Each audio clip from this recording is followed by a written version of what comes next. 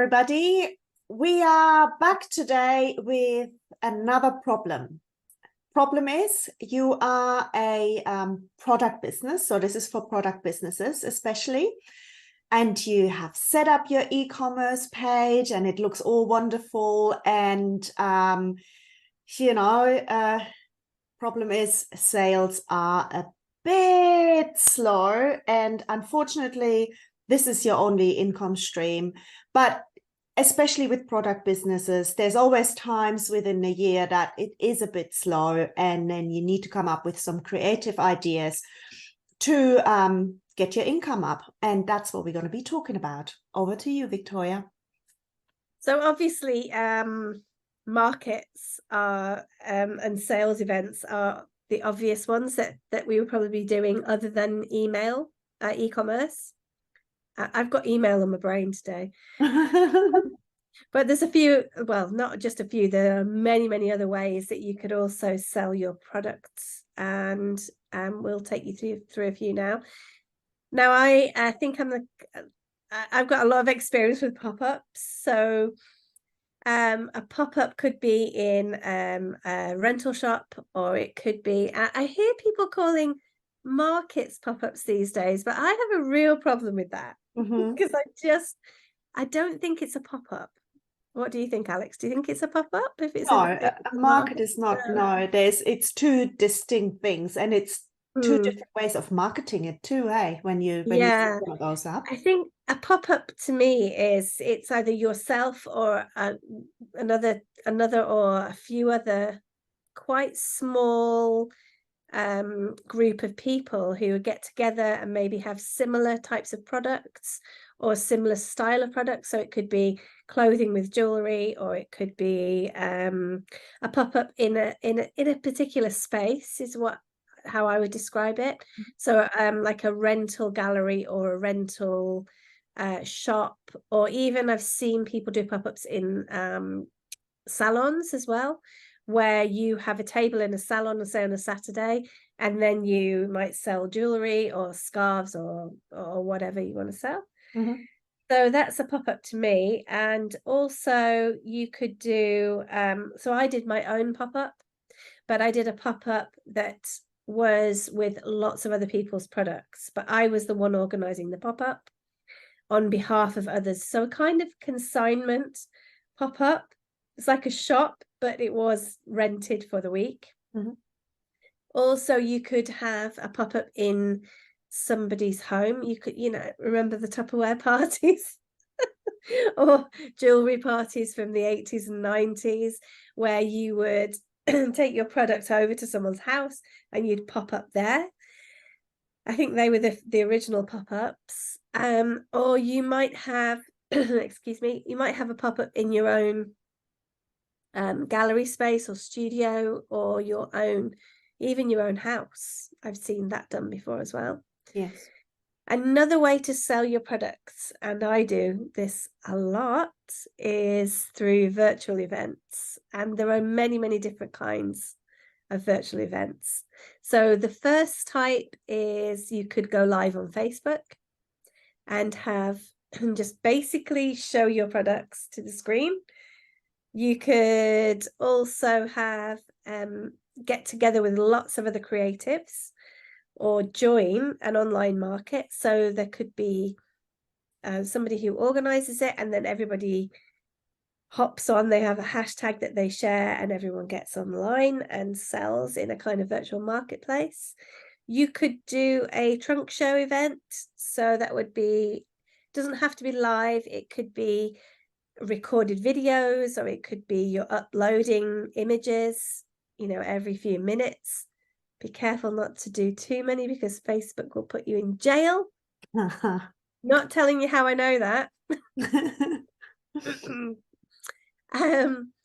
Also, you could do a story sale on Instagram or Facebook. So you just uploading your products as you go in real time, and people people just have to DM you and say they want it. You send them a link, they pay, done.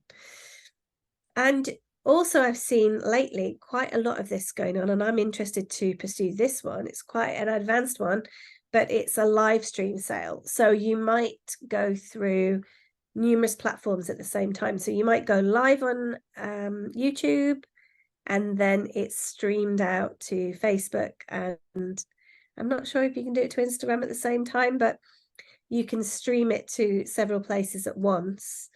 I'm not sure how people shop if you're doing the sort of comments for that one, but that's just another way you can sell your products as well. Okay. And then a different option would be to do consignment.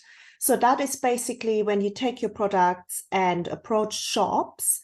That could be online shops or physical shops, and they sell your products on your behalf. So it's not wholesale. You don't sell your products to the shops. The shopkeeper takes your products in, and if something sells, they're gonna get a commission for it, and whatever doesn't sell gets been handed back to the maker or creator. So I actually did consignment quite a bit when I had my physical shop in Tokyo. And so it's kind of a win-win situation. Yes, as the shopkeeper, you don't really make that much margin because, you know, if you have your own products, you make more margin on it. But you don't have the risk either. You don't carry the risk of the items not selling and then basically the stock being dead stock. And it's a great way to add on to your own collection if it doesn't compete with it. And you make a little bit of money, you don't have the risk, and you don't have the financial outlay in the front either. It's different to wholesale buying products because you have a lot of money going out first with the risk of no returns. So yeah, you could go out to shops and approach them, and if they want to do consignment contracts with you. But yeah, your margin will be lower as the maker and also as the shopkeeper, but it's a good way. And Victoria's products were in my shop back in the day. And I have a consignment shop now. Yes. It's all very full circle. So I have 13 makers in my little tiny shop, and they are on consignment. So I don't own any of this stuff. Mm-hmm. I just own my own stuff. Yeah.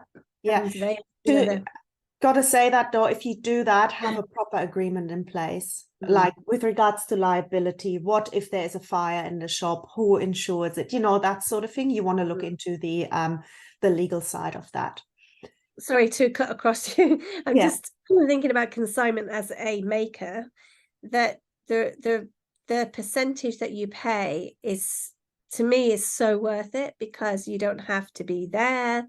You know, the sales happen like it's by magic. You get paid and you're like, oh, great. Yes, you take a hit on the percentage, and it can be up to 50%. Some places 60% commission. But you've got to remember that you're helping that gallery owner or shop owner pay their rent, their utilities. They've got all that risk that they're taking on your behalf. So it's fair enough that you're taking the cut. And, you know, that's how the world works, right? Yes, that's right. Sorry to cut off. That's fine. The next one would be doing a collaborative collection with somebody. And we have done that too. We have done most of these things, haven't we? That was everything. That was really early on when we started our kind of business relationship. I had these clutches from India, which I bought wholesale. They made them to my specifications with colors and things like that. I bought them wholesale, and Victoria created a jewelry collection to go with it. So the reason why we did that was, first of all, to make money, obviously. That's what we all business owners, we want to make money. But it was also a way of me reaching into Victoria's audiences and her reaching into mine. So it was a two-way stream, which was really quite effective because my customers might not have known about Victoria and her products, and vice versa. So it is not just about making money, it's about visibility as well. Have a collection together, something that works well together. And that takes a bit of planning, doesn't it? And we kind of like winged it back then. I had no idea what we did, but we did hire a professional photographer. I said the other day that I'd never hired one, Yeah. but I forgot that we did hire one for that collection, and we got friends in to model for us. Yes. And that It was so actually fun, really fun good day. fun, eh? It was a fun It is day. a bit of work though. So it's not as easy as just popping to a shop and giving them your consignment pieces. It's a bit more work, but it's fun, and Yeah. it will, reach a wider audience. You have to make sure that your customers are the same. Yes. That's the secret. Not just that the products look great together, but that your customers are a very similar customer, because otherwise it just won't work. Yeah, that's right. So another way is through wholesale. So wholesale is different to consignment, as Alex said.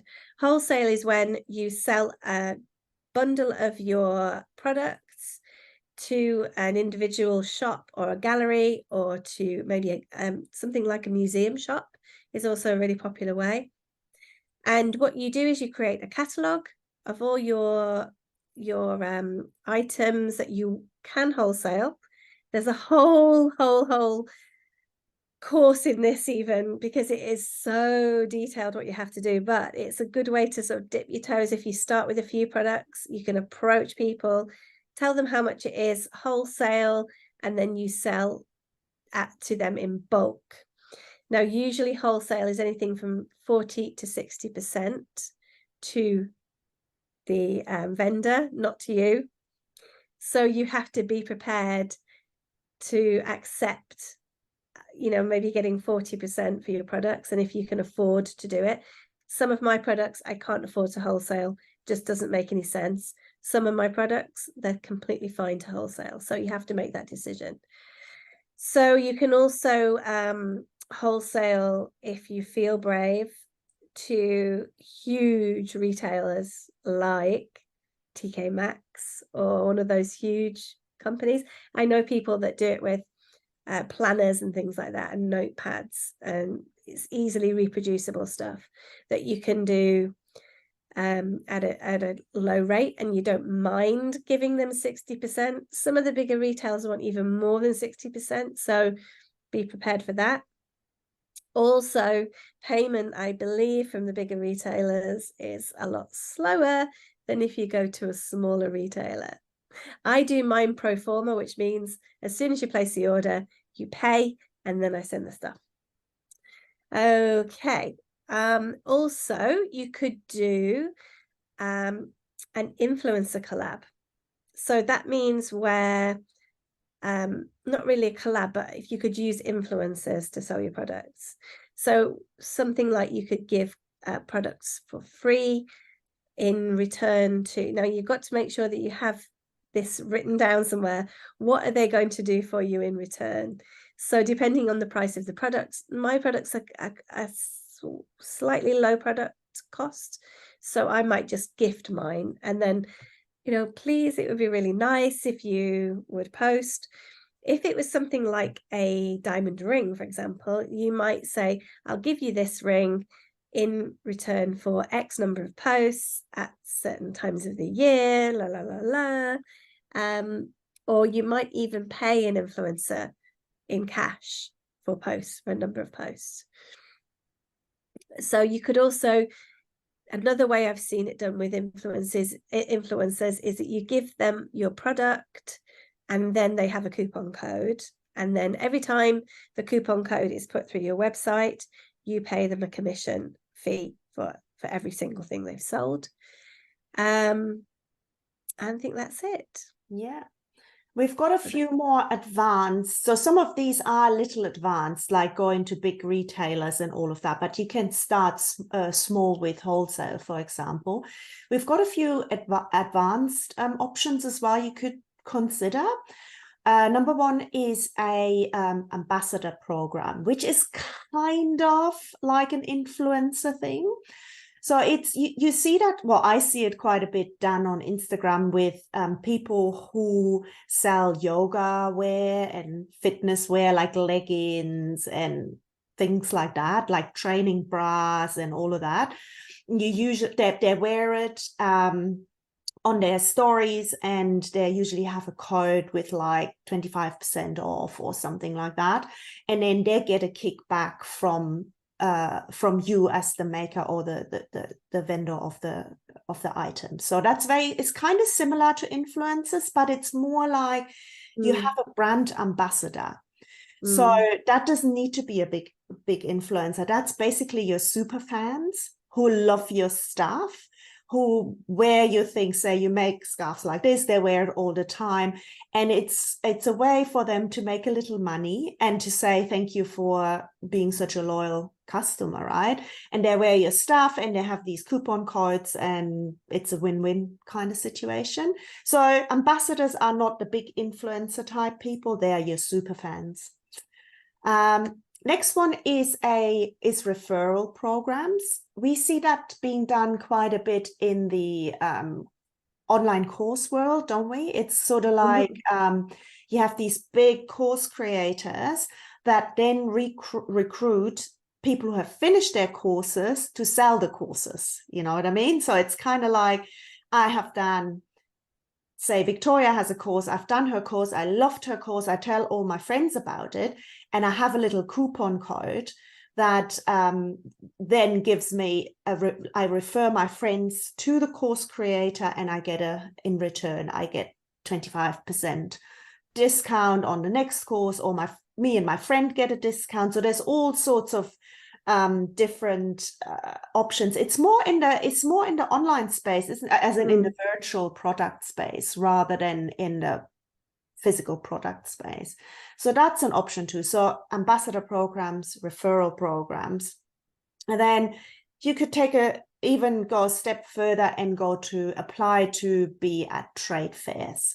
Now that's a big investment from a monetary point of view. You know, I'm talking about the big fairs, as in, say, in the interior world, there's a big one in Frankfurt every year. There is the big ones in like Asia, and there is a design fair in Milan, and there's a big one in France, that's on every year.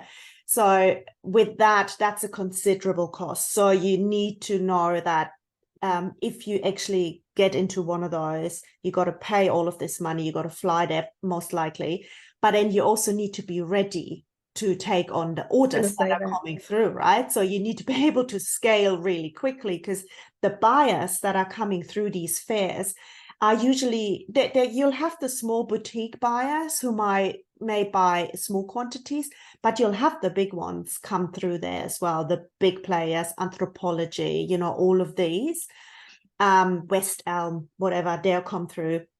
You got to be ready, because you'll have to make a big investment to be there, but you want to have return as well. So if someone comes and says, oh, I want 10,000 of these cushion covers, you got to be ready. You got to be ready for it. It's a good one though. There's bigger and smaller ones, and you'd have to do quite a lot of research to which one would apply to what you're actually doing. And then the old-fashioned way, get yourself a sales rep. So it feels very 1970s, that one. It is, right? But and that's sort of like, you might not even like the whole sales process, and that is one way to get around it. Actually pay someone commission to do the sales for you. You know, like back in the day when what was that? There was like a vacuum cleaner company. They knock on your door, and then they show you the vacuum cleaner, and then they get a commission, that sort of thing. Yeah, that's another more advanced way. And you need to be ready to scale as well at that point. You can't just be a maker making a few little things. It has to be scalable, right? Because the thing about a sales rep as well, there's two types, right? There's one that is direct to consumer. Yes. Sales rep. So that might be somebody who is selling your products to people and then getting a percentage, which could be 40%, for example, commission. But if that sales rep is selling your products into wholesale situations, you are going to walk away with, you have to be very careful. You have to pay the sales rep a percentage of the sale. You're also going to have to sell, you're selling it at a lower rate wholesale. Maybe you're going to lose 60% wholesale, then you're going to lose an additional maybe 20% to the sales rep. And in that case, you're walking away with 20%. So you'd have to be sure that you could actually make it work for you. I would not be able to make that work. Yeah. Well, it depends on your product. If with a low value, high quantity product like planners and notepads and that sort of things that you're not having to physically touch is great. But if you want to do that, I would say go to something like, I don't know, those print on demand places, and just say to people, I've designed this thing. You're going to get a bigger percentage per item, I think, than having a sales rep. That's right. So in summary, if you hear yourself say, oh, my sales are really low, say to yourself this one question: what else have I tried? That's what I say whenever my sales are low every month. What else can I try? What else is available to me? If my sales are low, it's probably because I haven't done enough to get the sales. So if you want more like this, hop on our list. We are sending out stuff every week. So I'll see you all soon. See ya. Bye.